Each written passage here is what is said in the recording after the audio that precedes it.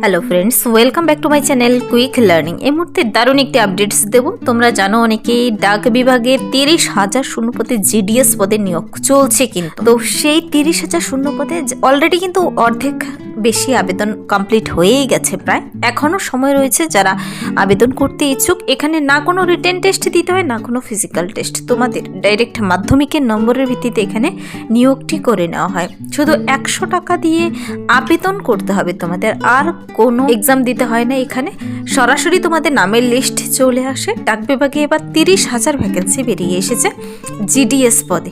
চলো আমি ডিটেলসে বলে দিচ্ছি সেই সম্পর্কে, আর কতদিন সময় রয়েছে, তোমাদের কত তারিখ লাস্ট রেজিস্ট্রেশন ডেট। সঙ্গে এখানে আরও কিছু দেখো, অস্ত্র তৈরি কারখানায় অ্যাপ্রেন্টিস প্রায় 4,000 নিয়োগ করা হচ্ছে। রেলে গ্রুপ ডি সম্পর্কে রয়েছে এখানে। স্বাস্থ্য দপ্তরে 814 জন স্বাস্থ্যকর্মী নিয়োগ করা হচ্ছে।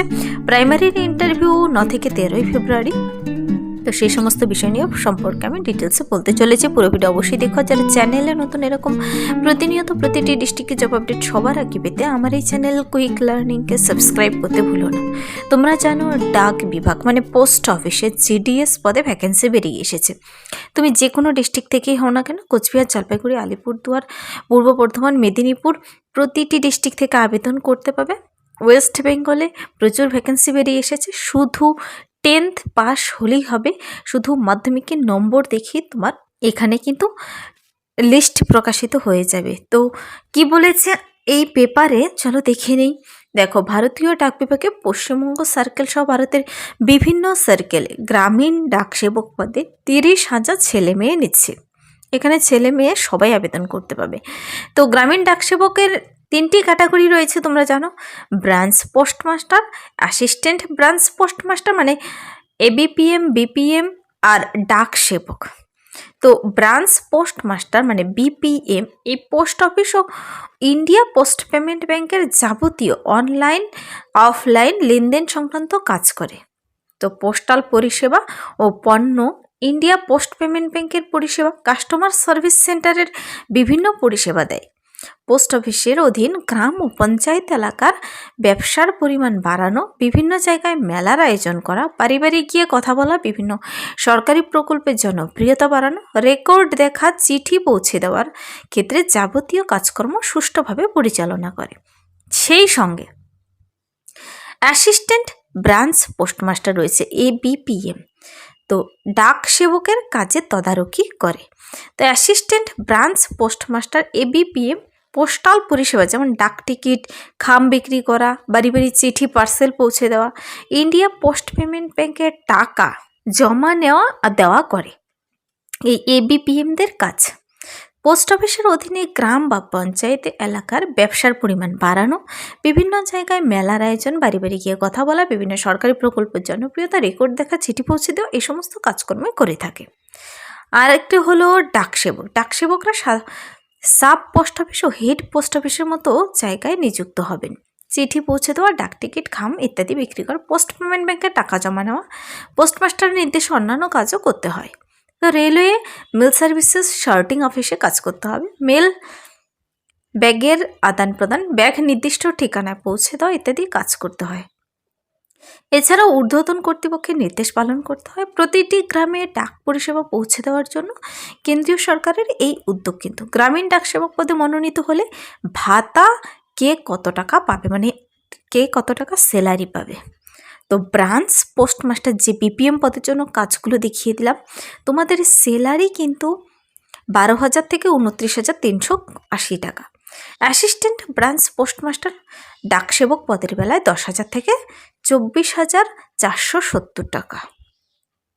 অঙ্ক ইংরেজি বিষয়ে পাস নম্বর পেয়ে তুমি যদি মাধ্যমিক পাস করে থাকো, শুধুমাত্র ছেলে মেয়েরা, তুমি উচ্চতর শিক্ষাগত যোগ্যতার বাড়তি কোনো সুযোগ সুবিধা নেই। কম্পিউটার কাজ চালানোর মতো জ্ঞান থাকলেই হবে। বয়স হতে হবে 18 থেকে 40, 16/2/2026 অনুযায়ী হিসাব করে। মনে রাখবে 18 থেকে 40 বছর বয়সের মধ্যে হলেই হবে। তারপর আবার এসসিরা 5 বছর অতিরিক্ত বয়সের ছাড় পাবে, ওবিসিরা 3 বছর, প্রতিবন্ধীরা 10 বছর বয়সের ছাড় পাচ্ছ। যে পোস্ট অফিসের অধীনে চাকরি করতে চান সেই পোস্ট অফিসের এলাকার বাসিন্দা হতে হবে, কিংবা চাকরি পাওয়ার 1 মাসের মধ্যে সংশ্লিষ্ট পোস্ট অফিসের অধীনের বাসিন্দা হওয়ার জন্য ডিক্লারেশন দিতে হবে। তো স্থানীয় ভাষায় দক্ষতা থাকতে হবে, বাংলা ভাষা। এদিকের ওয়েস্ট বেঙ্গলের বাসিন্দা হলে বাংলা ভাষা। তোমরা পোস্ট অফিসের অফিসিয়াল ওয়েবসাইটে ভিজিট করে দেখে নিতে পারো, সেখানে কিন্তু কোথাকার কোন ভাষা লাগবে বলে দিয়েছে। সাইকেল চালানো জানা থাকতে হবে, যারা মোটরসাইকেল স্কুটি চালাতে পারে তারাও যোগ্য। পশ্চিমবঙ্গে 2982টি ভ্যাকেন্সি। তার মধ্যে দেখো এবার ভ্যাকেন্সি ভাগ করে বলে দিয়েছে। তুমি কোন ডিস্ট্রিক্ট থেকে দেখছো কমেন্টসে জানাবে। এখানে আসানসোল হলে 46টি শূন্যপদ, বাঁকুড়াতে 171টি, বারাসাতে 244টি, ব্যারাকপুরে 18টি, বারুইপুরে 278টি, বীরভূমে 233টি ভ্যাকেন্সি রয়েছে, বর্ধমানে 186টি ভ্যাকেন্সি, কাঁথিতে 112টি, কোচবিহারে 60টি ভ্যাকেন্সি 60, দক্ষিণ দিনাজপুরে 56টি, দার্জিলিংয়ে 80টি, হুগলি নর্থে 93টি, হুগলি সাউথে 39, হাওড়া 160টি, জলপাইগুড়িতে 78টি, কলকাতায় এয়ারপোর্ট সার্ভিসিং ডিভিশনে 6টি, কলকাতা ইস্টে 6টি, কলকাতা RMS 8টি, মালদাতে 77টি, মেদিনীপুরে 270টি, মুর্শিদাবাদে 231টি, নদিয়া নর্থে 82টি, নদিয়া সাউথ 74টি, পুরুলিয়াতে 126টি, হাওড়া ডিভিশনে 1টি। এভাবে কিন্তু তমলুকে রয়েছে 100টি, উত্তর দিনাজপুরে 55টি, আন্দামান নিকোবরে 41টি, আসামে রয়েছে 639টি। তো তোমরা ভ্যাকেন্সি সুন্দর করে বলে দিয়েছে এখানে, কোন ডিভিশনের অধীনে কোন পোস্ট, কতগুলো শূন্যপদ, ওয়েবসাইটে গেলেও পাবে। প্রার্থী বাছাই হবে মেধার ভিত্তিতে। এখানে দরখাস্ত খুঁটিয়ে দেখা হবে মাধ্যমিকের প্রতিটি বিষয়ে পাওয়া নম্বরের ভিত্তিতে শূন্যপদের কয়েকগুণ প্রার্থীকে নিয়ে প্রথম পর্যায়ে মেধা তালিকা তৈরি হবে।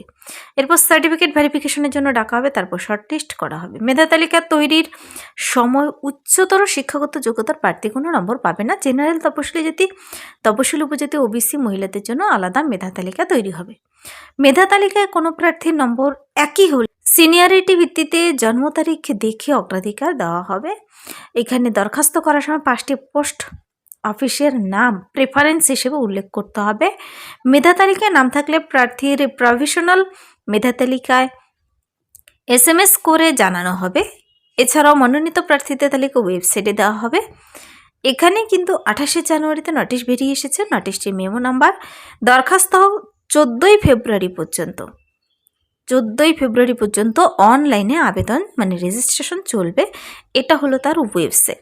বৈধ মোবাইল নাম্বার, ইমেল ID, আধার কার্ড, সমস্ত ডকুমেন্টস, পাসপোর্ট সাইজের কালার ফটো, সিগনেচার, অন্যান্য সমস্ত ডকুমেন্টস নিয়ে বসতে হবে, অনলাইনে আবেদনটি করতে হবে।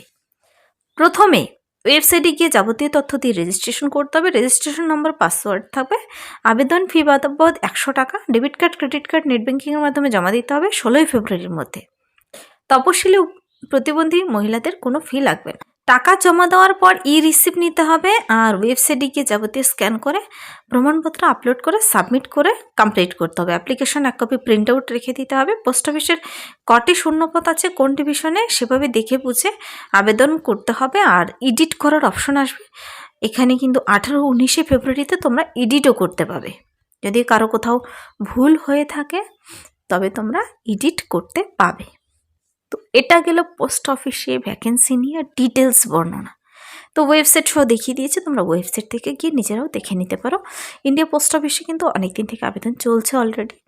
যারা আবেদন করতে ইচ্ছুক আবেদনটি কমপ্লিট করে দিতে পারো 14 তারিখের মধ্যে, হাতে সময় খুবই কম রয়েছে। তো এই ছিল এই মুহূর্তের একটি দারুণ আপডেট।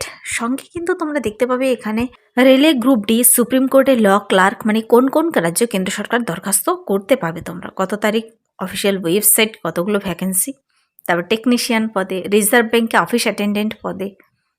তো রিজার্ভ ব্যাঙ্কে কিন্তু অফিস অ্যাটেন্ডেন্ট পদে নিয়োগ করা হচ্ছে।